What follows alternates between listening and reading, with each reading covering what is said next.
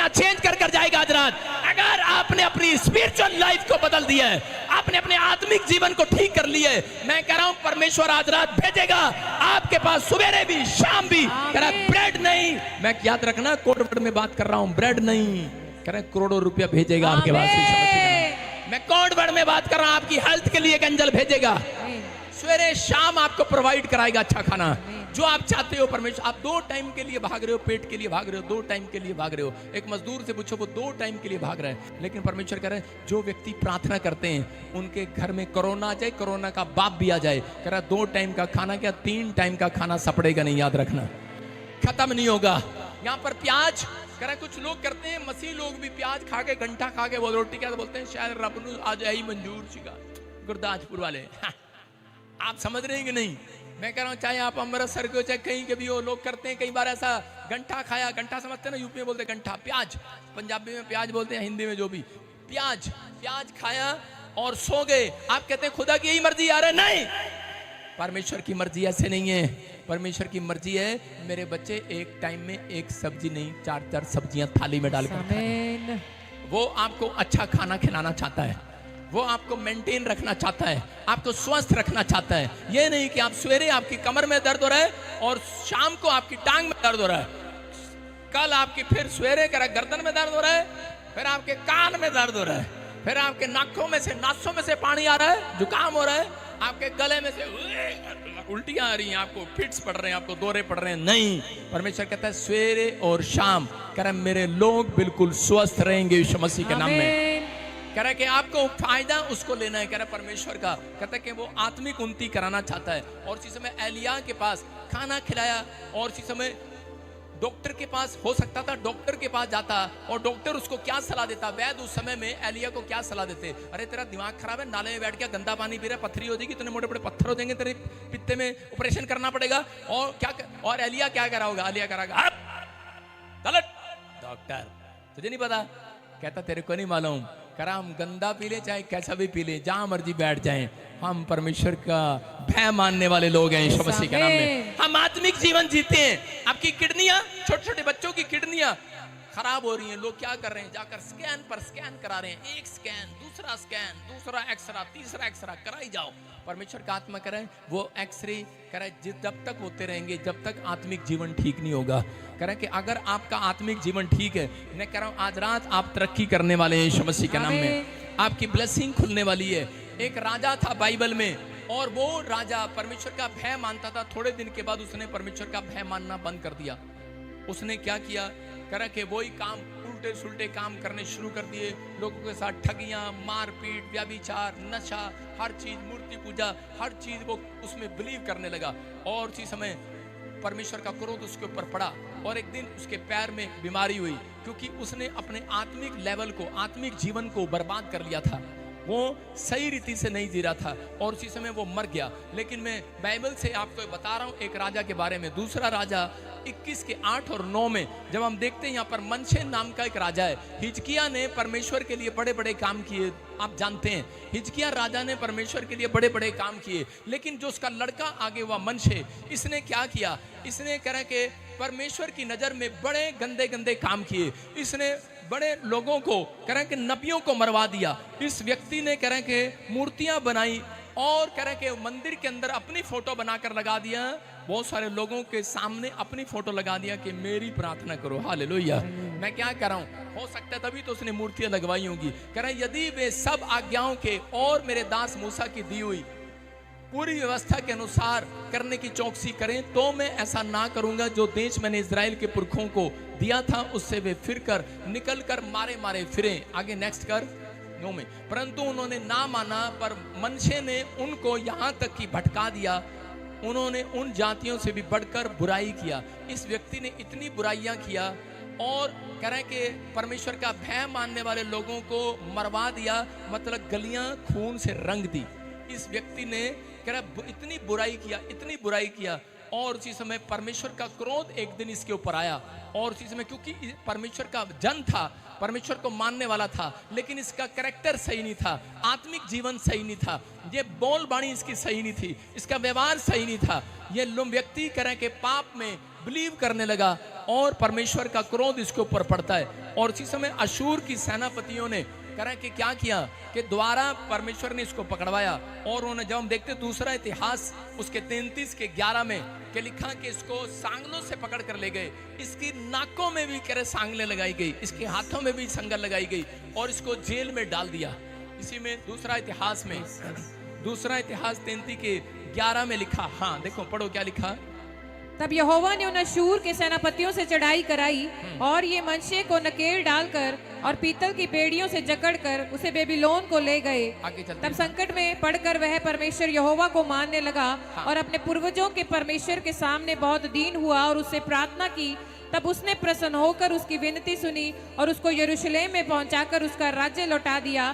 तब मनश्शे को निश्चय हो गया कि यहोवा ही परमेश्वर है। हालेलुया। हालेलूया। कह रहा है ये व्यक्ति ने कितनी बर्बादी की, मतलब परमेश्वर के खिलाफ हो गया, खुद भगवान बनने की कोशिश कर रहा था। और क्या हुआ, और इसी समय इसने लोगों को मरवा दिया, यहाँ तक कि कह रहे हैं कि बहुत बुरे बुरे काम किए इसने, जिसकी चर्चा बाइबल में नहीं लिखी हुई है। आप समझ रहे हैं, कह रहे इसने बुराई किया, संतों की बुराई किया, सब कुछ किया इसने। और उसके बाद परमेश्वर का क्रोध इसके ऊपर पड़ा और ये जेल में पड़ा। और इसी में जेल में पड़कर ये पश्चाताप करने लगा, उन दिनों को याद करने लगा और परमेश्वर का भय मानने लगा। लिखा कि जब इसने पश्चाताप किया, जब ये दीन हुआ, जब इसने परमेश्वर के सामने अपने सिर को झुकाया और इसी समय माफी मांगी, पवित्र आत्मा ने क्या किया, परमेश्वर ने इसको वहां से निकाला और जिस स्थान पर ये दोबारा बैठा था, राजा था, उसी स्थान पर दोबारा से इसको गद्दी पर बिठा दिया। हालेलुया। आपकी समझ में आया कि नहीं? कहता है कि आपके ऊपर डिपेंड करता है, आपकी बर्बादी हो या आबादी हो। आप बर्बादी चाहते हैं कि आबादी चाहते हैं, ये आपके आत्मिक जीवन पर डिपेंड करता है कि आपको अपने अंदर आत्मिक जीवन बना के रखना है कि नहीं, स्पिरिचुअल लाइफ जीना है कि नहीं। कहता है इस व्यक्ति को कह समझ में आ गया कि जितनी बार मैं पाप करूंगा, जब तक मैं पाप को नहीं छोड़ूंगा तब तक कह रहा कि मेरी लाइफ सक्सेसफुल नहीं हो सकती। इसने अपनी स्पिरिचुअल लाइफ को मेंटेन करना सीख लिया। मैं कह रहा हूं कि स्पिरिचुअलिटी में अगर जब आप अड़ जाते हैं और खड़े हो जाते हैं, पवित्र आत्मा उस दिन से काम करना शुरू करता है। मैं उन लोगों के लिए आज कह रहा हूं कि अपने हाथों को उठाओ और फैसला लो। आज बोलो कि आज परमेश्वर आत्मिक जीवन सही करूंगा मैं। परमेश्वर, मैं ऐसे लोगों के लिए बोल रहा हूं, आपके हालात कह रहे हैं कि आज रात के बाद चेंज होने लगेंगे। आमीन। आपका बिजनेस चेंज होने लगेंगे। आमीन। आपका स्वास्थ्य चेंज होने लगेगा। आमीन। सब कुछ सही होने लगेगा आमीन। अगर आपने आत्मिक जीवन को सही किया। देखो, इस व्यक्ति ने अपने आप मेंटेन किया, बड़ा अपना राजा बनाइए, और इसने 2 मिनट में अपने कैरेक्टर को खराब करके, अपने आत्मिक जीवन को खराब करके जीरो हो गया। ये फिर से जेल में चला गया। जब ये जेल में गया, उसके बाद इसने माफी मांगी परमेश्वर से, और परमेश्वर ने, हो सकता था परमेश्वर इसको वहां ना बिठाता। अगर परमेश्वर मनशे को दोबारा इतने पाप करने के बाद, इतनी बुराई करने के बाद फिर से उसको राजा बना सकता है। तो मैं क्या कह रहा हूं, अगर यहाँ पर कोई ऐसा जन बैठा हो जिसने अपनी जिंदगी में कोई बुराई की हो, या ऑनलाइन मुझे सुन रहा हो, अपनी जिंदगी में कोई भी पाप किया हो, लेकिन आज यहाँ बैठकर परमेश्वर को कहना है, परमेश्वर कि मैं आज से पछताता हूं, अपने मन में कहो। और इसी समय पवित्र आत्मा कह रहा है, कहता है जो चीज आपने खो दी है, आपका स्वास्थ्य हो सकता है, आपका रिलेशन हो सकता है, आपके रिश्तों में कड़वाहट होगी हो, आपके परिवार में कड़वाहट होगी हो, आपके घर में, आपके बिजनेस में, आपके बैंक बैलेंस में, कर आप मेंटेन कर रहे हो, मैनेज कर रहे हो, लेकिन कुछ ना हो रहा हो। पवित्र आत्मा मुझे कह रहा है, आज रात से कर आपका बिजनेस मैनेज करने लगेगा परमेश्वर। आमीन। आपके हेल्थ को मैनेज करने लगेगा। आमीन। आपका स्वास्थ्य चंगा होने लगेगा। आमीन। कह रहा है मैं चाहता हूं तुम सब बातों में उन्नति करो। कह रहा मैं चाहता हूं तुम एक क्षेत्र में नहीं, हर क्षेत्र में उन्नति करो। परमेश्वर कह रहा कि हर क्षेत्र में, ये नहीं कि आपकी सिर्फ स्कूटर ठीक है, आपका कार ठीक है, लेकिन बच्चा ठीक नहीं है। आपका बच्चा ठीक है और आप निकले घर से बाहर, आपकी गाड़ी ठीक नहीं है। परमेश्वर कहता है आपके घर का माहौल आज रात के बाद सब मैनेज हो जाएगा।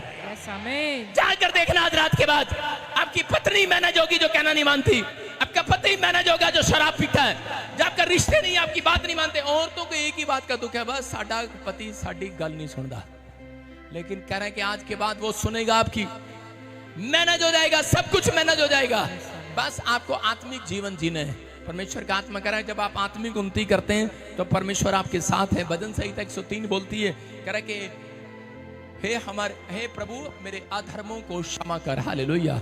कि तू ही तो है जो हमारे अधर्मों को, हमारे पापों को क्षमा करता है। पवित्र आत्मा कहता है कि अगर वो मनसे के पाप क्षमा कर सकता है, बस अपने जीवन में आपको अपनी आत्मिक उन्नति के बारे में, अपने लेवल को, अपनी आत्मिक उन्नति के लेवल को आपको मेंटेन रखना है कि नहीं। परमेश्वर का आत्मा कह रहा है आपका जो भी कह रहा है, बिजनेस है, आपकी हेल्थ है, आपका बच्चे, आपके परिवार, आपका फाइनेंस, कह रहा आज रात के बाद मेंटेन होने लगेगा अपने आप। कुछ नहीं करना पड़ेगा, कुछ भी।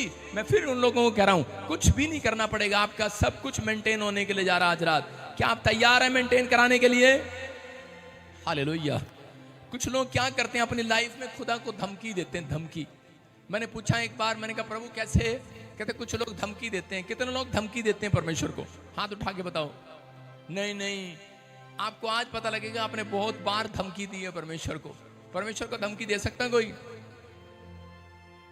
कई बार लोग धमकी देते हैं, बोलते हैं परमेश्वर अगर जे मेरा वीजा नहीं लगे ना बाहर का इस बारी, तो मैं तेरे चर्च नहीं आना। धमकी है भाई साहब। करे रब तेन कहता मैं 3 बारी गवर्नमेंट जॉब की तैयारी कर लिया, जिस बार नहीं लगी ना मम्मी कह दी अपने पास्टर को मैं नहीं जाना चर्च। धमकी है ये। आप समझ रहे हैं? मुझे बच्चा नहीं मिला, मुझे घर नहीं मिला, मैं ठीक नहीं हुआ, मैं चंगा नहीं हुआ, तो परमेश्वर मैं बाइबल नहीं पढ़ूंगा, मैं प्रार्थना नहीं करूंगा। परमेश्वर कहता है जा, तेरे कहने से, तेरे धमकी देने से मेरा स्वर्ग हिलने वाला नहीं, मेरी कुर्सी हिलने वाली नहीं, वहीं की वहीं रहेगी।